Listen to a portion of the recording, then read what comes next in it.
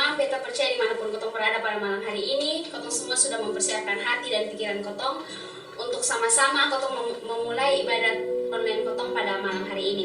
Untuk itu, sebelum kotong memulai kotong ibadat online, beta persilakan kotong semua angkat pujian yang berkata, Tuhanlah kekuatan dan mazmurku.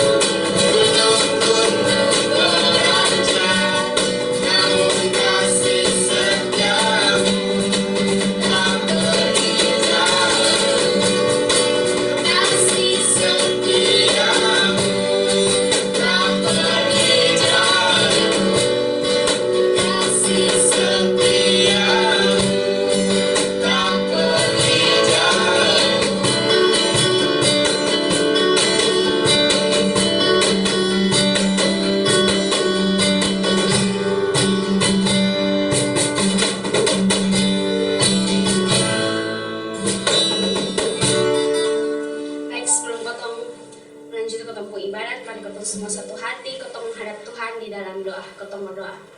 Terima kasih banyak Tuhan Yesus atas tuntunan pimpinan penyertaan-Mu yang tidak pernah habis-habis dalam kehidupan kami Tuhan. Kami bersyukur dan berterima kasih Tuhan karena Engkau masih memberikan kami kesempatan. Kami boleh sama-sama mengikuti ibadat online walaupun kami di rumah kami masing-masing dengan setiap tingkah laku kami masing-masing Tuhan, tapi kami percaya Tuhan hati dan pikiran kami boleh siap menyambut Engkau Tuhan. Berkati ibadat kami pada malam hari ini agar boleh berlangsung dari awal pertengahan hingga boleh berakhirnya dengan baik. Di dalam anakmu Yesus Kristus kami berdoa. Haleluya. Amin. Sebelum kotong mendengarkan firman Tuhan, kotong semua angkat pujian yang berkata, Kaulah harapan dalam hidupku.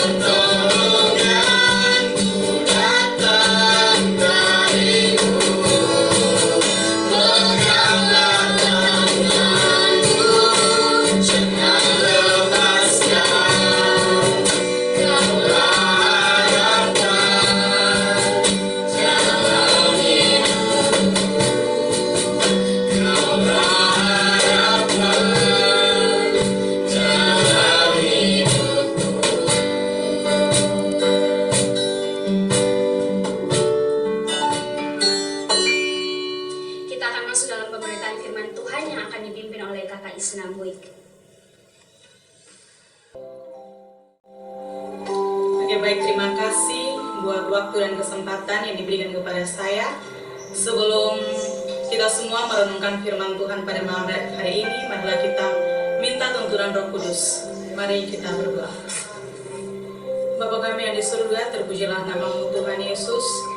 Terima kasih banyak Tuhan, Engkau masih berikan kami kesempatan saat ini untuk kami dapat belajar bersama-sama akan firman kebenaran. Tuhan, kami sudah memuji nama-Mu ya Tuhan Yesus lewat puji-pujian. Tiba saatnya kami akan membaca serta merenungkan sedikit daripada firman-Mu. Biarlah apa yang kami baca, kami dengar, boleh kami lakukan dalam kehidupan kami hari lepas hari. Hamba yang akan berbicara, biarlah apa yang keluar dari bibir mulut hamba itu bukan karena kekuatan hamba, namun Roh Kudus yang menuntun hamba. Terima kasih banyak ya Tuhan Yesus, ampuni kami, dalam nama Yesus Kristus kami berdoa. Amin.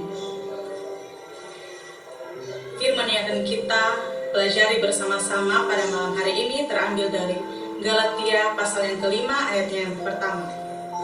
Galatia pasal 5 ayatnya yang pertama. Di bawah perikop kemerdekaan Kristen. Supaya kita sungguh-sungguh merdeka, Kristus telah memerdekakan kita.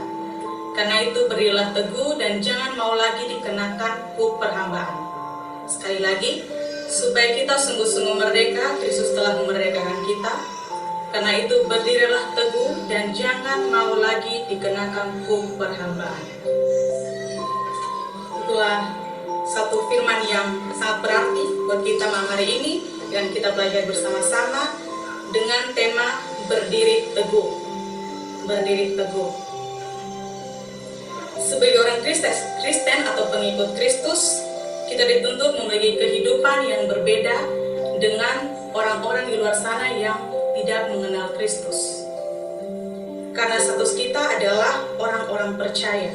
Tentu orang yang percaya kepada Tuhan, kehidupan kesehariannya itu berbeda dengan orang yang tidak percaya atau tidak mengenal Tuhan.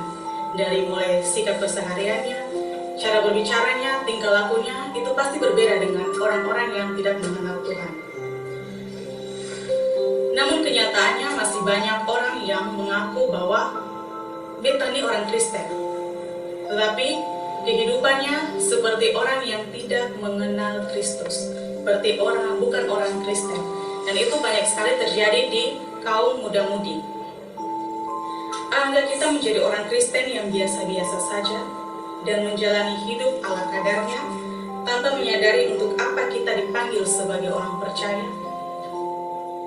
Rasul Paulus menegaskan bahwa kita ini adalah orang-orang yang merdeka. Pada bacaan kita malam hari ini, ayat yang pertama, Tuhan Yesus telah mengorbankan nyawanya di atas kayu salib demi menebus dosa kita. Melalui pengorbanannya kita diselamatkan, dilepaskan dari segala kutuk dosa dan bukan lagi menjadi hamba dosa. Ingat teman-teman, kita bukan lagi menjadi hamba dosa. Karena apa? Karena kita sudah ditebus, kita sudah dimerdekakan oleh Yesus Kristus. Dalam Roma pasal yang ke-6 ayat yang ke-18 mengatakan bahwa kamu telah dimerdekakan dari dosa dan menjadi hamba kebenaran. Kamu telah dimerdekakan dari dosa dan menjadi hamba kebenaran. Jadi ayat ini menjelaskan bahwa kita dipanggil untuk merdeka. Merdeka dalam hal apa? Merdeka dalam hal dosa. Tentu untuk mencapai satu kata merdeka harus ada sebuah pengorbanan, ada perjuangan, ada sakit, ada tangis, ada air mata, ada darah, dan bahkan ada nyawa yang harus dikorbankan. Seperti Yesus yang rela mengorbankan dirinya bagi kita agar kita dimerdekakan dalam dosa. Oke, sebelum jauh mari kita pelajari sama-sama apa itu arti kata merdeka. Apa itu merdeka? Merdeka berarti bebas dari perhambaan, penjajahan, terbebas dari tuntutan, tidak terikat atau tidak bergantung kepada orang atau pihak lain. Berarti tidak terbelenggu oleh segala sesuatu yang menghamba atau memperbudak. kata merdeka tergantung dua pengertian, yaitu merdeka secara yang pertama merdeka secara de jure atau secara hukum, dan yang kedua merdeka secara de facto atau kenyataannya. Contohnya adalah keberadaan negeri kita ini diakui atau merayakan kemerdekaan itu pada 17 Agustus 1945. Itu adalah merdeka secara de jure atau secara hukum. Seperti saat ini juga kita masih ada dalam suasana memperingati Hari Kemerdekaan Republik Indonesia yang ke-75. Coba kita flashback sedikit pada 75 tahun yang lalu.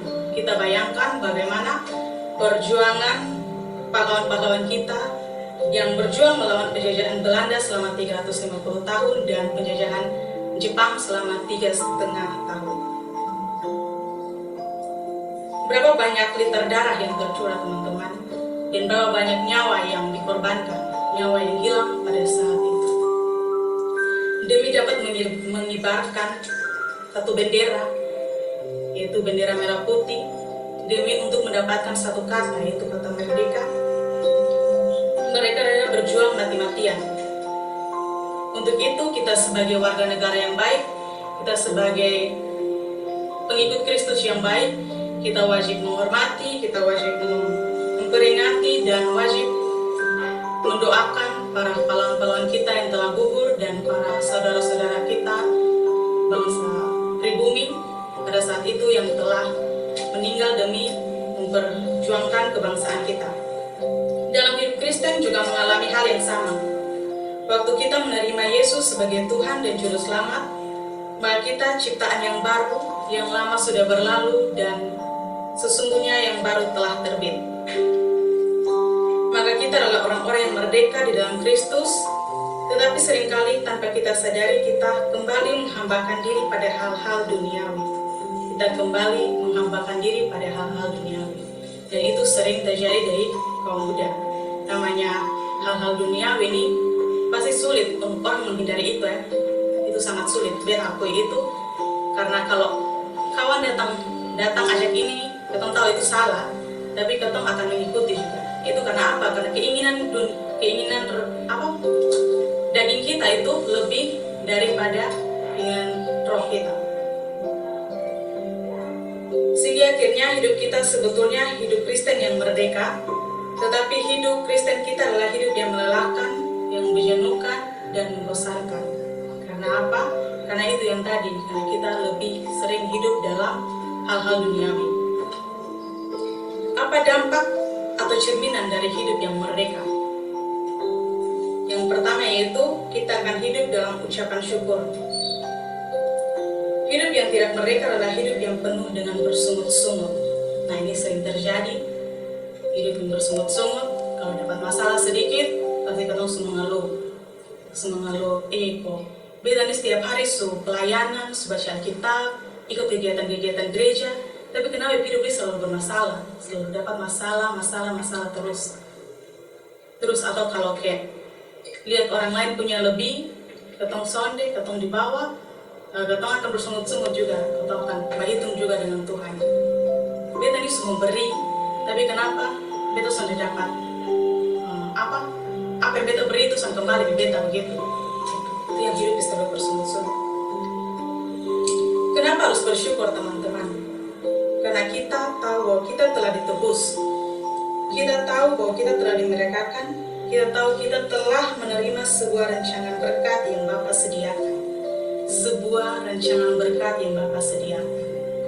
Rancangan berkat yang Bapa sediakan bagi kita. Jadi masing-masing kita itu ada berkatnya sendiri-sendiri. Sebelum ketong lahir di dunia, saat ketong masih dalam kandungan ibu, Bapak sudah rancangkan ketong berkatnya akan begini. Bapak sudah rancangkan kapan ketong mati, kapan ketong sedih, kapan ketong senang. Itu semua itu sudah Tuhan rancangkan. Dan mengenai berkat, jadi teman-teman jangan berpikir bahwa itu orang tuh dia berkat selalu lebih dari beta. Beta ini pernah ada berkat, itu salah. Kembali lagi dalam hal waktu, kapan Tuhan akan beri berkat itu bagi ketong. Itu pasti, tapi ketong sudah tahu waktu Tuhan kapan. Nah, Tuhan waktu itu tidak terlalu cepat, tidak terlalu lambat, namun pas-pas, dan itu pasti. dalam kehidupan ini pasti setiap orang memiliki masalah. Itu pasti, setiap orang itu pasti selalu ada masalah. Namun di setiap masalah ada kasih setia Tuhan. Ingat bahwa Tuhan tidak pernah memberikan masalah melebihi kekuatan umatnya. Itu tidak pernah. Dan kasih Tuhan akan selalu menyertai ketong. Jadi saat ketong mempunyai masalah, jangan berpikir bahwa ketong ini sendiri. Tapi Tuhan selalu ada. Kasih Tuhan tidak pernah berkesudahan. Tuhan juga sediakan jalan keluar. Bahkan ada mahkota jika kita setia menghadapinya. Mahkota, coy, ini bukan mahkota Miss World, Miss Universe, tapi ini mahkota yang datang sendiri dari Pencipta, datang sendiri dari orang yang maha mulia, orang dulu. Ya itulah Bapa yang sangat-sangat mulia yang tidak ada seorang pun sama dengan Dia. Kita akan dapat satu mahkota jika kita setia kepadanya. Yang kedua, cerminan atau dampak dari hidup yang merdeka itu kesadaran untuk tidak diperhamba. Waktu kita sadar bahwa Yesus telah memerdekakan kita, maka setiap kali ada bujukan, ada keinginan daging yang begitu kuat dalam batin kita, kita dapat menolak dalam nama Yesus. Karena apa? Karena saya telah dimerdekakan. Jadi jangan ragu untuk menolak hal-hal duniawi, karena Yesus sudah memerdekakan kita. Jadi kita harus hidup jauh dari hal-hal duniawi. Yang ketiga yaitu bertanggung jawab untuk mengisi kemerdekaan itu. Mengisi dengan apa? Mengisi dengan kasih dan pelayanan. Karena pada zaman sekarang kasih sudah memudar. Banyak terlihat di sekeliling kita, bahkan di bangsa ini, di televisi, bahwa sering terjadi perkelahian di mana-mana, pembunuhan, pelecehan seksual pada anak-anak di bawah umur. Itu karena apa? Itu karena dilakukan tanpa dengan adanya kasih. Bahkan dalam pelayanan pun kasih kadang tidak nampak. Contoh seperti berhabis pelayanan nih, berhabis gereja, nanti satu suka kalah dengan satu sumarah satu sumaki satu hina satu. Padahal baru habis pelayanan nih, Alkitab masih pegang nih, tapi satu pokoknya bilang satu nih sampai begini, sampai begini. Nah itu karena apa? Karena tidak ada kasih di dalamnya. Yang keempat adalah berkorban. Dunia hari-hari ini tidak mengenal dengan kata korban, namun mengorbankan orang lain untuk diri sendiri. Nah, ini sering mengorbankan orang lain untuk diri sendiri. Terkadang kita mau melakukan apa-apa, kita minta bantuan orang lain, tapi itu orang lain tuh akan mendapatkan dampak yang buruk. Namun ketong ini akan mendapat dampak yang baik. Ketong sadar peduli bahwa di buat ini persetan yang dia mau kenapa intinya beta untung. Nah itu sering anak muda lakukan. Dan teman-teman harus sadar bahwa jangan berpikir kalau Kak beta nih berkorban buat dia karena beta sayang dia. Jadi dia membuat apa beta sempapa kan Kak bilang harus berkorban toh. Jadi dia membuat apa beta disuruh apa ini itu soalnya papa itu kalau berkorban. Jangan bodoh, itu bukan berkorban, tapi itu bucin. Jadi jangan bucin dengan pasangan. Ingat ya, berkorban dan bucin itu segala dua hal yang berbeda tapi mirip-mirip. Jadi harus pintar-pintar memilih mana berkorban, mana bucin. Jangan bucin teman-teman, nanti ujung-ujung sakit hati. Yang berikutnya yaitu yang kelima itu berdiri teguh dan jangan goyah. Harus tetap berdiri teguh dan jangan goyah. Kepastian sebagai orang yang sudah merdeka seharusnya menjadi identitas baru kita, di mana hubungan baru dengan Tuhan bisa kita nikmati. Status dan posisi sebagai orang merdeka menjadi keyakinan dan komitmen hidup yang membuat kita berdiri di atas kasih karunia dan kebenaran Tuhan. Berdiri di atas kasih karunia dan kebenaran Tuhan. Banyak anak muda yang gampang jatuh dalam dosa. Ini banyak sekali, kita akui beta juga.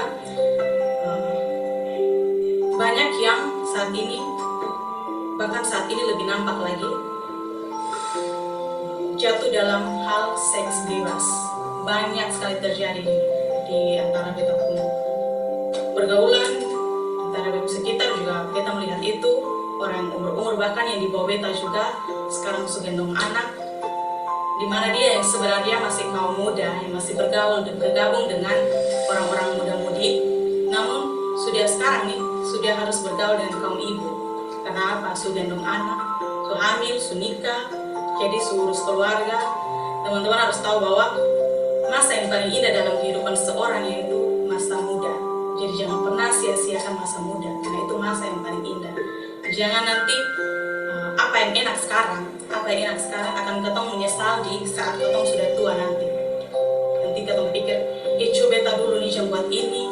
Pas sekarang masih menikmati masa muda, bukan ada yang lain, masih gaul-gaul, masih jalan-jalan, bukan sekarang urus laki, urus anak, atau mungkin yang laki-laki urus istri, begini-begini. Jadi tolong hindari hal yang paling memalukan itu. Itu beta anggap sangat-sangat memalukan, teman-teman.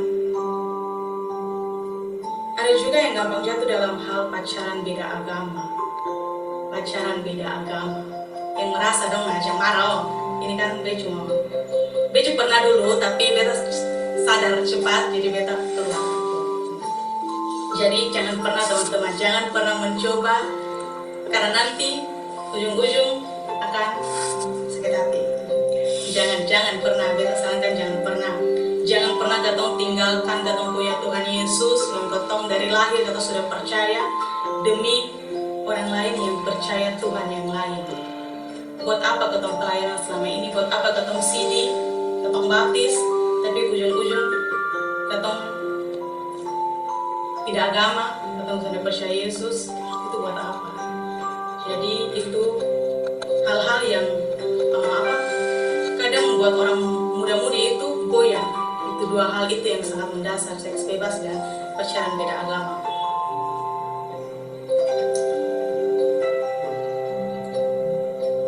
Maka dari itu Tuhan Yesus mau kita yang sudah dimerdekakan oleh darah dan tubuhnya senantiasa berdiri teguh dengan cara mendekatkan diri padanya melalui doa, baca firman Tuhan, dan senantiasa mengikuti kehendaknya.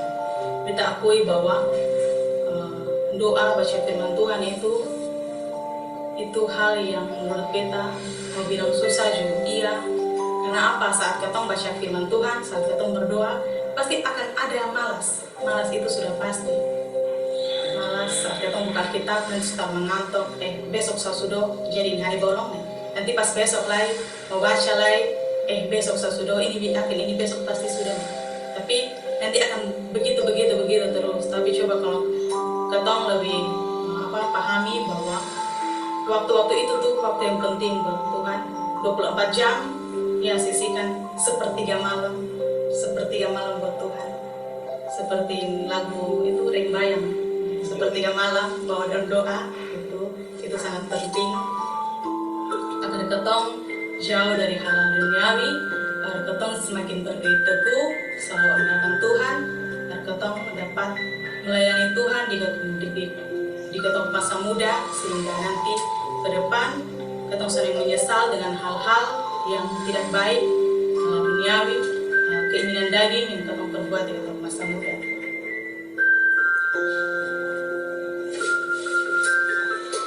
Ketong harus tunjukkan di ketong punya saudara-saudara yang lain bahwa ketong hari ini adalah orang-orang Kristen yang sudah merdeka, orang Kristen yang sudah dimerdekakan oleh darah Kristus yang sangat suci buat ketong.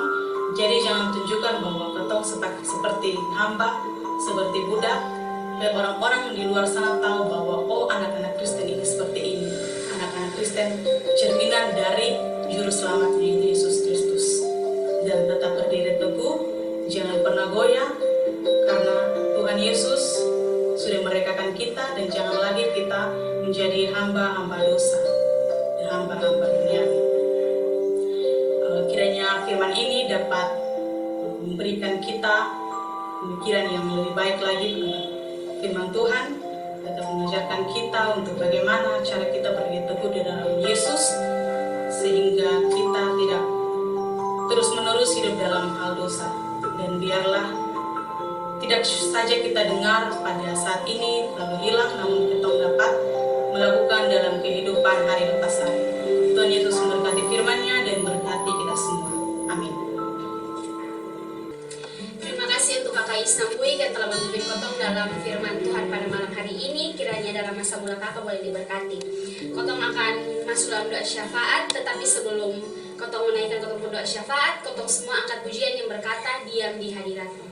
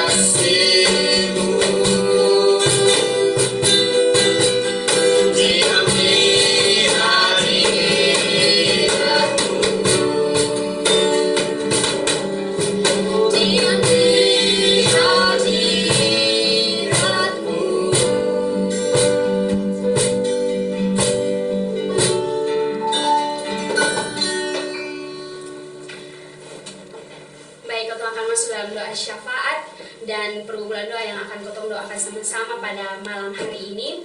Yang pertama berdoa untuk firman Tuhan yang telah Kotong dengar. Yang kedua untuk pergumulan pemuda dalam masa depan, pendidikan, pekerjaan, dan mencari jodoh. Dan yang ketiga pandemi COVID yang saat ini sedang marak di dalam dunia. Kotong satukan semua doa ini. Kotong sama-sama berdoa Bapa kami. Mari Kotong berdoa. Bapa kami yang di surga, dikuduskanlah namamu. Datanglah kerajaan-Mu, jadilah kehendak-Mu di bumi seperti di surga. Dan berikanlah kami pada hari ini makanan kami yang secukupnya. Dan ampunilah kami akan kesalahan kami, seperti kami juga mengampuni orang yang bersalah kepada kami. Dan janganlah membawa kami ke dalam pencobaan, tapi lepaskanlah kami daripada yang jahat. Karena Engkau mempunyai kerajaan dan kuasa dan kemuliaan sampai selama-lamanya. Amin. Baik, Kotong akan menutup Kotong ibadat pada malam hari ini. Dan beta persilakan Kotong semua angkat pujian yang berkata, ajaib Kau Tuhan.